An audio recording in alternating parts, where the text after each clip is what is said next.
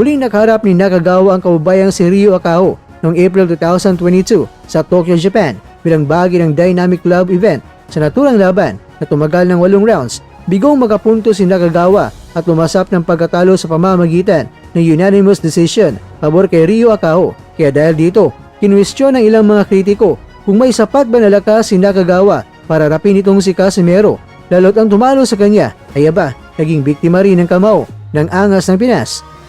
Matatandaang noong December 2022, 8 buwan matapos talunin ni Akao si Nakagawa, hinarap naman ni Akao si Casimero sa isang mainit na bakbakan sa South Korea. Bagaman maugong ang naging simula ng laban at una itong idineklarang no contest dahil sa aksidenteng tama sa likod ng ulo, binago ang desisyon matapos ang masusing review ng Korea Boxing Member Commission at napatunayan na hindi foul ang naging dahilan ng paghinto ni Akao, kundi ang mga naunang lakas sa suntok ni Casimero.